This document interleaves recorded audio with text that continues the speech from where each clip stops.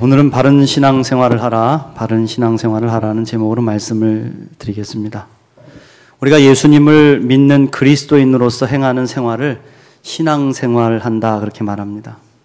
신앙생활의 모습을 가만히 살펴보면 바르게 신앙생활을 하는 분들도 계시고 잘못된 신앙생활을 하는 분들도 계십니다. 그렇다면 여러분, 바른 신앙생활은 뭘까요? 우리의 신앙의 동기와 목적이 바를 때 바른 신앙생활이다 그렇게 말을 할 수 있습니다. 우리는 날마다 우리 자신에게 물어야 됩니다. 나는 예수를 왜 믿는가? 교회를 왜 다니고 있는가?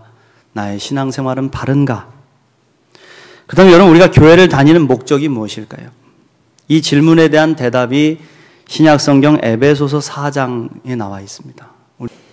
에베소서 4장 11절부터 13절 말씀 함께 읽습니다. 그가 어떤 사람은 사도로, 어떤 사람은 선지자로, 어떤 사람은 복음 전하는 자로, 어떤 사람은 목사와 교사로 삼으셨으니 이는 성도를 온전하게 하여 봉사의 일을 하게 하며 그리스도의 몸을 세우려 하심이라. 우리가 다 하나님의 아들을 믿는 것과 아는 일에 하나가 되어 온전한 사람을 이루어 그리스도의 장성한 분량이 충만한 데까지 이르리니. 할렐루야. 교회를 다니는 최고의 목적은 예수님을 만나는 것이죠. 예수님을 만나서 구원을 받고 예수님의 장성한 믿음의 분량까지 자라기 위해서입니다. 믿습니까? 다른 목적이 있으세요? 돈 벌려고 교회 오시거나 인간관계를 넓히려고 교회 오시거나 자아를 실현하기 위해서 교회 오시는 분들이 있습니까? 아니다. 교회 오시는 것은 구원받고 예수님 닮아 살아가기 위해서 오신 겁니다. 이런 목적을 가지고 신앙생활할 때 우리가 마음에 새겨야 할 사명이 있다. 그 사명이 뭐냐 하면 바로 성도를 온전하게 하여 봉사의 일을 하게 하며 그리스도의 몸을 세우려 하심이라. 그렇습니다. 우리가 교회를 다니는 것은 그냥 구경하러 다니는 것이 아닙니다. 양천교회 한 교인으로 소속되어서 예수님을 믿음으로 고백하는 온전한 성도들이 되기 위해서 교회를 다니는 것입니다. 그렇게 되기 위해 필요한 것이 봉사의 일을 하는 것입니다. 교회에 왔다 갔다 하는 분들도 있습니다. 그러나 진정한 의미에서 교인이라고 볼 수는 없는 것이죠. 교회는 다니는 것이 아니라 소속되는 것이기 때문입니다. 교회는 다니는 게 아니에요, 여러분. 나 교회 다닌다, 그게 아니라 난 양천교회 교인이다. 난 양천교회 소속되어 있다. 다니는 게 아니라 소속되는 겁니다. 여러분, 큰 회사에 가면 많은 사람들이 오고 가는 걸 보게 됩니다. 그런데 그 많은 사람들이 다 회사의 사원은 아니잖아요. 잠시 방문한 사람도 있고 일이 있어서 처리하러 온 사람도 있습니다. 그러나 사원은 다르죠. 사원은 회사에 소속되는 순간에 한 배를 탄 공동 운명체가 되는 것이죠. 그 회사가 망하면 자신도 그 운명을 같이 하게 되는 겁니다. 그래서 소속된 공동체를 온전하게 세우기 위해서 봉사하는 것입니다. 열심히 일을 하기도 하고 어려운 일이 생기면 서로 도우면서 위기를 극복해 가는 것이죠. 그게 소속되어 있는 교인입니다. 그렇게 하여 온전한 공동체를 세우는 사명이 각 사람들에게 있다는 겁니다. 나는 혜택만 받고 필요한 것만 누리고 책임과 의무는 감당하지 않겠다. 그러면 진정한 의미에서 한몸 공동체라고 할 수 없는 것이죠. 교회도 마찬가지입니다, 여러분. 에베소서 말씀에서 교회를 다니는 목적은 교회를 위해 봉사하여 그리스도의 몸을 온전히 세우는 데 있다고 했습니다. 그리스도의 몸이 무엇입니까, 여러분? 바로 교회죠.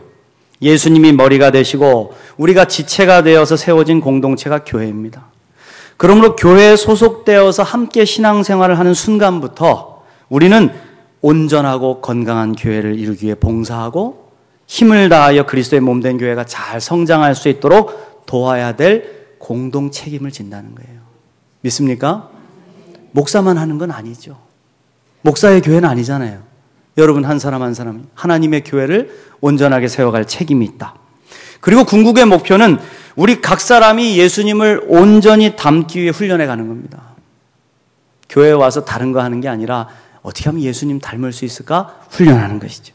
예수님의 말씀을 배우고 실천하여서 예수 그리스도의 장성한 믿음의 분량까지 자라야 된다.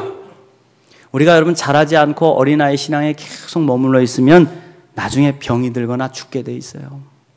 그래서 에베소서 4장 15절 말씀에 오직 사랑 안에서 참된 것을 하여 범사에 그에게까지 자랄지라 그는 머리니 곧 그리스도시니라 그랬어요.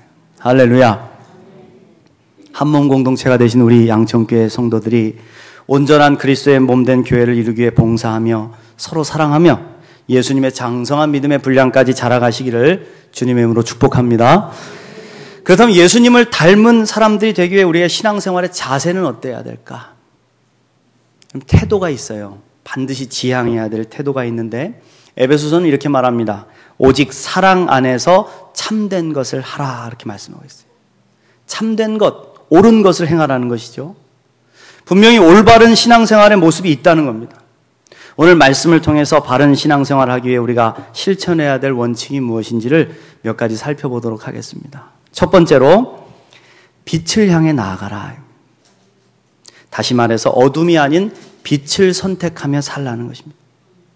오늘 우리가 읽은 성경 말씀에서 예수님은 우리를 향해서 빛이라고 말씀하셨어요. 빛이다. 너희는 세상의 빛이다.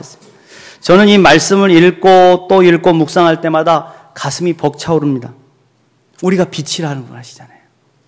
빛은 누구십니까? 예수 그리스도시잖아요. 그분이 주님이 이 땅에 빛으로 오셨어요. 요한복음 1장 4절 말씀에 보면 그 안에 생명이 있었으니 이 생명은 사람들의 빛이라. 빛이 어둠에 빛이 돼 어둠이 깨닫지 못하더니 이런 말씀이 있어요. 다시 말하면 우리 예수님이 빛으로 오셨다는 겁니다. 빛이신 예수님께서 우리에게 생명의 빛을 비춰주셔서 우리를 빛나는 존재로 살도록 하셨다는 겁니다. 믿습니까? 그래서 저와 여러분은 빛이라는 거예요. 빛. 하나님께서 이 세상 만물을 창조하실 때 혼돈과 흑암이 운행하는 그 어둠 속으로 빛을 발하셨어요. 빛이 있어라. 제일 먼저 하신 겁니다. 빛을 주셨죠. 특별히 우리 각 사람에게 하나님의 형상을 담아주셨는데 주님의 형상은 어떤 모습일까요? 여러분 한번 가끔 하나님은 어떤 분이실까 생각해 볼 때 있습니까? 저는 주님의 형상이 빛이라고 믿습니다. 주님은 감히 우리가 바라볼 수 없을 만큼 영광스러운 빛이십니다. 그 주님의 빛을 바라본 모세의 얼굴이 너무 빛이 나니까 사람들이 모세의 얼굴을 볼 수 없게 되잖아요. 그래서 모세가 얼굴을 수건으로 가리고 사람들을 만나는 일이 있었습니다. 너무 빛이 나니까 사람들이 바라볼 수 없듯이 주님의 속성은 빛이십니다. 죄와 어둠은 단 한 점도 찾아볼 수 없는 가장 완전한 빛. 그 하나님의 형상을 우리 속에 주셨다는 것은 우리 속에도 하나님의 거룩한 빛이 있다는 거예요. 믿습니까? 그래서 예수님은 우리에게 빛이다 이렇게 말씀하는 겁니다. 영어 성경을 보면 You are the light of the world 그럽니다. 세상의 빛이다. 빛 비슷한 것도 아니고 빛처럼도 아니고 그냥 빛이다 하는 거예요. 우리가 빛이기 때문에 숨겨지지 못한다 그렇게 말씀하셨습니다. 우리 속에 그리스도의 빛이 있기에 우리는 숨겨질 수 없는 그리스도인들이라 합니다. 그래서 우리는 빛으로 가야 됩니다. 우리는 어둠이 아니라 빛이기 때문에 자꾸만 예수 그리스도의 빛으로 거룩한 빛으로 나아가야 된다. 어둠이 아닌 밝음으로 절망이 아닌 소망으로 부정이 아닌 긍정으로 나아가야 된다. 그게 올바른 신앙생활하는 첫걸음이에요. 근데 이상하게 빛으로 가지 않고 자꾸 어둠으로 가는 사람들이 있습니다. 어둠을 일으키는 존재들에 관심이 많고 특별히 우리를 어둡게 만드는 사탄 마귀의 존재를 지나치게 묵상하는 사람들이 있습니다. 잘못된 신앙의 모습입니다. 물론 우리 앞에 영적인 세계가 분명히 있습니다. 사탄도 있습니다. 그런데 문제는 이 사탄 마귀를 너무 지나치게 생각하는 거예요. 그러니 어둠이 몰려오면 거기에 빠져서 헤어나오지를 못하는 겁니다. 빛 대신 예수님을 보지 않고 마귀를 보기 때문입니다. 눈을 들어서 예수님을 바라보기만 하면 승리하신 예수님이 우리에게 힘을 주실 텐데 자꾸만 어둠에 끌려다니는 것이죠. 어둠을 묵상하니 빛이 사라집니다. 사랑하는 성도 여러분, 우리 주변에 어둠이 왜 오는 것일까요? 우리가 깨어있지 못하기 때문이라요. 깨어있지 못하기 때문에. 잠든 신앙, 연약한 신앙, 두려움이 많은 신앙인들은 마귀에게 잡히기가 쉽습니다. 요즘에 여러분 인기를 끌고 있는 영화가 있어요. 곡성이라는 영화인데 보신 분들이 있는지 모르겠습니다. 여기 보면 어둠의 존재들이 나옵니다. 별로 좋은 영화는 아니에요. 관점도 그리 유쾌하진 않은 영화입니다. 그런데 분명한 관점을 하나 주어요. 어둠이 있다는 겁니다. 사탄 마귀라고 불리는 귀신들이 사람들을 미혹하고 의심하게 만듭니다. 가장 연약한 약점을 건드려서 사람들을 무너뜨리고 죽음으로 몰고 갑니다. 그 결정적인 순간에 선을 선택해야 되는데 선을 선택하지 못하고 악을 선택하게 만들어서 올무를 탁 씌워가지고 사람들을 무너뜨리게 하는 겁니다. 그때 마귀들이 하는 행동이 있어요. 사진을 찍습니다. 사탄이 찍어두는 사람들이 있어요. 바로 어두운 사람들입니다. 해결하지 못한 어둠의 그림자를 지니고 다니는 사람들입니다. 자신 안에 계신 예수님의 빛, 진리의 빛, 그 빛을 바라보지 못하고 자신이 빛이라는 사실을 잊어버리고 어둠으로 끌려가는 사람들, 잠들어 있는 신앙인들을 우는 사자처럼 지켜보다가 찍습니다. 찍히면 쉽게 놓아주지 않습니다. 지속적으로 공격하고 교묘하게 흔들어서 마침내 무너지게 만듭니다. 그게 사탄이 역사하는 방법입니다. 그런데 이런 사탄의 유혹을 이기는 방법은요, 여러분, 의외로 간단합니다. 정말 간단합니다. 빛으로 나아가면 됩니다. 내 주변에 어둠이 몰려왔다면, 마음이 어둡다면 금방 내 안에 계신 예수님을 묵상하고 그분의 거룩한 빛을 받아서 나 자신을 밝히면 됩니다. 더욱 빛나면 되는 거예요. 어둠이 왔다는 것은 네가 빛이니까, 네가 빛이니까 네가 밝히라, 그 말씀을 주시는 거예요. 저는 지난 주간에 기도원을 잠시 다녀왔습니다. 양천교회에서 목회 7년 차로 접어드니까 저도 몸도 마음도 피곤하고 또 힘들기도 하고 좀 쉬고 싶은 마음도 있었어요. 간절히 기도하는 가운데 하나님께서 제게 그런 말씀을 주시더라고요. 마치 로뎀나무 아래 내려가가지고 그렇게 잠들어서 주님을 바라볼 수밖에 없는 저를 향해서 주님이 어루만지시면서 그러시더라고요. 너는 내 아들이다. 사랑하는 내 아들이다. 너는 독수리다. 창곡을 날며 나의 빛을 전하며 나의 사랑하는 양들을 지키는 독수리다. 너는 참새가 아니다. 어둠에 묶인 참새들의 세계로 내려가지 마라. 거기서 뛰어나와 날아올라라. 저 높은 곳을 향하여 나를 바라보고 날아라. 세속의 세계가 있고 그리스도인들이 바라볼 나의 세계가 있다. 어둠에 물들지 마라. 할렐루야. 그때 찬란한 빛으로 나를 감싸시고 빛나시는 주님을 봤어요. 얼마나 용기가 샘솟는지. 여러분, 바로 그것입니다. 우리를 넘어뜨리려는 어둠에 물들지 말고 믿음의 주 온전케 하시는 이 예수를 바라보시기를 축원합니다. 빛 대신 예수님을 바라보면 그 순간에 더 이상 어둠은 우리를 괴롭게 할 수 없어요. 주님이 승리하셨기 때문에. 믿습니까? 사랑하는 성도 여러분, 건강한 신앙생활 하고 싶으십니까? 어둠에 물들지 마십시오. 예수 그리스도를 묵상하십시오. 빛을 묵상하고 내 속에 계신 예수 그리스도의 빛을 더욱 밝게 비추면 어둠은 사라지게 되어 있습니다. 어둠이 아닌 빛을 바라보며 빛의 사자로 살아가는 우리 모두가 되시기를 축원합니다. 두 번째로 상식적인 믿음 생활을 하라. 상식적인 믿음 생활을 하라. 여러분, 목사는 왜 교회에 있을까요? 목사가 교회에 존재하는 이유가 뭘까요? 목사는 성도들을 사랑하고 성도들을 위해 희생하고 성도를 위해서 교회를 지키고 교회를 온전하게 세워서 하나님의 영광을 돌려드리기 위해서 목사가 있는 것이죠. 목회자는 그 일을 하는 겁니다. 오늘 우리가 읽은 말씀에서 주님은 분명히 말씀하셨어요. 15절 말씀에 사람이 등불을 켜서 말 아래 두지 아니하고 등경 위에 두나니 이러므로 집안 모든 사람에게 빛이 느니라. 할렐루야. 등불을 켠다는 것은 빛을 밝히기 위함입니다. 그런데 누가 어리석게 불을 켜서 말 아래에 두겠습니까? 여기서 말하는 말은 우리가 타고 다니는 따닥따닥 그 말이 아니에요, 여러분. 이 말은 곡식을 재는 데 사용했던 이스라엘의 도구입니다. 네모난 이게 상자같이 생겼는데 그 아래에 4개의 다리가 달려 있어요.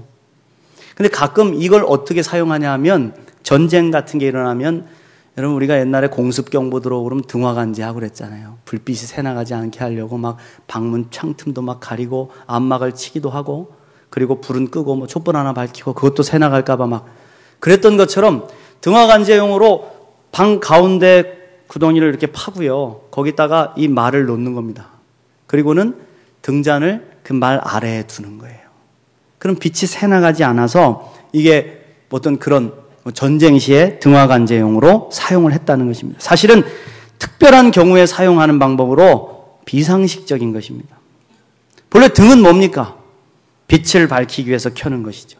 이스라엘 사람들은요, 등경을 벽에 팠어요. 벽에. 저렇게 벽등을 파듯이 벽에다 이렇게 파고 등경을 올려놓고 거기다가 등잔을 놓은 겁니다. 그러면 그것이 높은 곳에서 방을 두루두루 비춰서 환하게 되는 거예요. 이게 상식입니다, 여러분. 불을 켜는 이유는 빛을 밝히기 위해서 어둠을 몰아내고 빛을 밝혀 밝게 활동하기 위해서 하는 겁니다. 그런데 등불을 켜서 말 아래에 두는 비상식적인 신앙생활을 하는 사람들이 있더라고요. 특별히 이단에 속한 사람들이 그렇습니다. 그들의 신앙생활은 상식적이지 않습니다. 사람을 신이라고 하고 사람이 영생한다고 하고 자신들만 구원받기 위해서 수단과 방법을 가리지 않습니다. 14만 4천의 숫자 안에 들어가면 우리 하나님이 그렇게 좁은 분이십니까? 온 세상 모든 만물 민족이 다 구원을 얻기까지 쉬지 않으시고 인내하시고 참고 기다리신 하나님의 마음이 겨우 14만 4천 명만 구원받기 위해서 거기에만 매이시겠습니까? 그런데 그렇게 하나님의 마음을 좁혀놓고 거기 이름 안에만 내가 들어가서 나만 구원받으면 된다는 거예요. 심지어는 하나님의 몸된 교회를 깨뜨리는 것을 사명으로 알고 그것을 통해서 자신들의 이름이 생명책에 등록이 된다는 비상식적인 신앙생활을 하는 겁니다. 구원을 그렇게 받습니까, 여러분? 구원은 오직 예수님의 십자가 복음을 믿는 거, 나를 구속하시고 날 위해 피를 흘리신 예수 그리스도의 십자가 복음을 믿음으로 말미암아 구원을 받습니다, 여러분. 그 길밖에 없는 거예요. 자식이 말을 안 들을 수도 있죠. 어린 시절에 말을 너무 잘 듣고 너무 조용하면 그게 정상입니까? 아이들은 말썽도 부리고 말도 안 들어야 정상입니다. 자라는 과정이죠. 그게 상식입니다. 그런데 말 안 듣는 아이들을 귀신 들렸다 그러는 거예요. 귀신 들려서 너 그런 거야. 그리고 밥을 굶기고 때리는 겁니다. 가죽 채찍으로 때리라 그랬으니까 가죽 채찍을 빼서 아이들 때리는 거예요. 그리고 아파서 병드니까 기도하면 낫는다고 병원에도 데려가지 않고 방치해서 죽입니다. 비상식적인 행위지요. 그러니 세상으로부터 손가락질을 받습니다. 우리 기독교는 상식보다 훨씬 깊고 오묘한 종교인데 상식적이지도 못하니까 손가락질을 당하는 겁니다. 또한 너무 특별한 은혜만 여러분 좋아하지 마십시오. 기도원이나 특별 집회나 특별한 은사만을 쫓아다니면 우리 영혼이 고갈되는 거예요. 왜? 너무 방출하기 때문에. 잠잠히 채우기도 하고 고요히 묵상하기도 하면서 지내야지 날마다 붕붕붕붕 떠다니면 여러분 온전히 살 수 있겠습니까? 하나님의 은혜가 뭡니까? 은혜. 카리스라고 하는 이 은혜는 하나님께 보시기에도 좋은 것이지만 사람들 보기에도 좋은 것입니다. 누가 은혜 받은 사람입니까? 하나님 보시기에도 좋지만 사람들 보기에도 아름다운 열매를 맺는 사람들이죠. 이게 은혜 받은 사람의 모습입니다. 보기에 좋고 평안이 느껴지고 그 사람 곁에 있으면 든든하고 하나님을 볼 수 있을 것 같은 사람. 그게 은혜 받은 사람의 모습입니다. 곁에 있으면 불안하고 어둠이 몰려들고 이상한 소리가 자꾸 들려서 내 마음을 어둡게 만든다면 그건 참 성령, 참 은혜를 받은 모습이 아니죠. 우리가 바른 신앙생활을 반드시 하면 세 가지가 변화되게 돼 있어요. 먼저는 내가 변화됩니다. 내 스스로가. 내가 좋은 사람이 됩니다. 내가 그리스도의 향기를 바라는 은혜로운 사람이 됩니다. 두 번째로는 가정이 변화됩니다. 가정에 사랑이 넘칩니다. 하나님의 은혜가 깃드니 가정이 평안합니다. 건강해집니다. 그리고 교회가 변화됩니다. 상식이 통하는 사람들, 바르고 건강한 신앙관을 가진 사람들이 모여 하나님을 바르게 섬길 때 그 교회가 건강하고 아름다운 교회가 되는 것이죠. 사랑하는 성도 여러분, 우리가 상식이 통하는 바른 신앙을 가진 믿음의 백성들이 되시기를 간절히 축원합니다. 마지막으로 바른 신앙생활을 하기 위해서는요, 오직 하나님만 바라봐야 됩니다. 신앙생활을 잘하려면 주님을 바라봐야 합니다. 오늘 말씀 16절에서 이같이 너희 빛이 사람 앞에 비치게 하여 그들로 너희 착한 행실을 보고 하늘에 계신 너희 아버지께 영광을 돌리게 하라, 이렇게 말씀하셨습니다. 우리 인간의 제일 되는 목적은 하나님께 영광을 돌리는 삶을 사는 것입니다. 믿습니까? 하나님께 영광을 돌리는 삶을 살기 위해서는 내 힘으로 되는 게 아니죠. 내 능력으로 되는 게 아니죠. 오직 영광의 주님을 바라볼 때 주님께서 주시는 그 영광을 보고 영광을 돌릴 수가 있는 겁니다. 하나님, 영광의 하나님만을 바라보며 살 때 주님께 영광을 돌릴 수 있는 거예요. 여러분, 교회에 누구를 보러 오셨습니까? 목사를 보러 오셨습니까? 이 목사가 설교 좀 잘한다는데 한번 들어보자 하고 오셨습니까? 아니면 여러분들의 개인적인 자아 실현을 위해서 오셨습니까? 아니잖아요. 교회에 오신 것은 하나님 보러 오신 것이죠. 근데 하나님은 안 보고 자꾸 사람만 봅니다. 그것도 좋은 사람의 모습이 많은데 부족한 사람의 모습을 봅니다. 그러니 올바른 신앙생활을 하기 힘들죠. 자꾸 판단이 앞서고 정죄가 앞서니 사람이 싫어지고 교회가 싫어집니다. 저는 오랜 신앙생활 하신 분들이 교회에서 겪으신 일들을 들으면서 가슴이 아팠습니다. 목사님, 교회 다니는 사람들은 참 이상해요. 다툼이 일어나면요, 세상 사람들은 나와! 한번 하자. 그리고는 소주 한 잔 먹고 푸는데요, 예수 믿는 사람들은 도무지 풀지를 못해요. 도무지 용서를 안 해요. 끝까지 싸우다가 결국 서로를 원망하고 헤어져요. 십자가의 용서와 화해는 도무지 찾아볼 수가 없어요. 여러분, 이 말씀을 어떻게 생각하십니까? 왜 이런 일이 생기는 것일까요? 십자가의 주님을 바라보지 않고 사람을 보기 때문에. 사람 보면 부족하고 사람 보면 실족합니다. 마음의 갈등이 찾아오고 흔들릴 때, 사람이 자꾸 보일 때 눈을 들어 하나님을 바라보십시오. 하나님을 바라보고 예배드리십시오. 하나님께 기도하십시오. 어둠이 찾아오는 사람들의 특징은 예배 안 드리고 기도 안 합니다. 마음이 어두워졌다고, 은혜가 떨어졌다고. 그런데 아니죠. 하나님을 바라보고 예배드리지 않고 기도하지 않으니 은혜가 찾아올 겨를이 없는 겁니다. 어둠이 찾아오는 것이죠. 날마다 하나님을 바라보며 신앙생활할 때 우리의 믿음도 회복될 줄 믿습니다. 저희 아들 둘은요, 2살 터울입니다. 한 놈은 고등학교 2학년이고 한 놈은 중3입니다. 이 두 녀석이 조금 모진 데가 있는데, 특별히 큰 놈이 모진 데가 있어요. 큰 놈이. 동생을 잘 돌보지 못할 때가 있습니다. 때로는 동생 것을 빼앗아 가지고 동생을 울게 만들기도 합니다. 근데 재밌는 것은요, 형에게 무엇인가를 빼앗긴 동생이 꼭 아빠인 저를 향해 온다는 겁니다. 저를 찾아온다. 아빠, 형 좀 때려줘. 아빠, 형이 내 거 뺏어갔어. 아빠, 형 미워 죽겠어. 그러면 저도 마음이 안쓰러워집니다.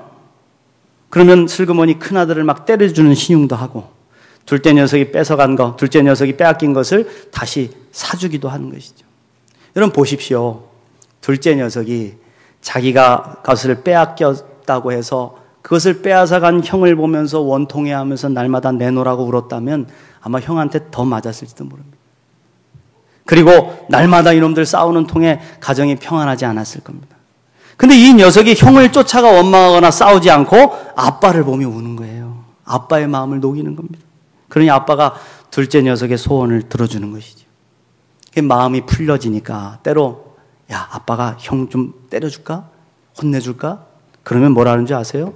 아니야, 괜찮아. 형도 본심은 아닐 거야. 그래서 마음을 풀어버리는 겁니다. 여러분, 이것이 선으로 악을 이기고 하나님의 자녀로 더 큰 축복을 누리는 비결이 아닐까요?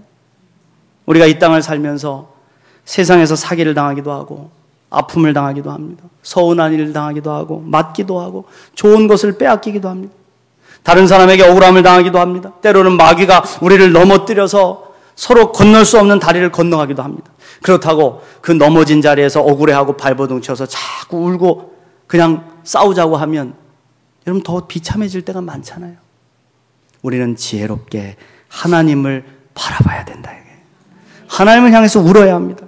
아빠를 향해 울었던 아들처럼 하나님을 바라보면서 울어야 됩니다.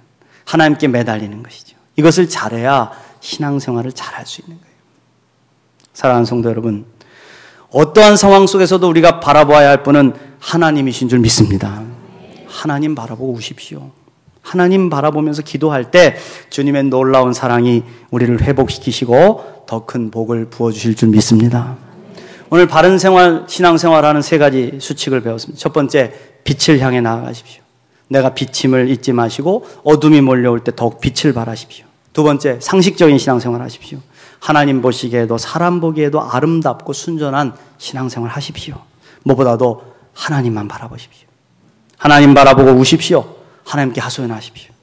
이를 통해서 건강하고 아름다운 신앙생활을 하시고 그리스도의 몸된 교회를 온전히 세워가는 저와 여러분이 되시기를 간절히 축원합니다.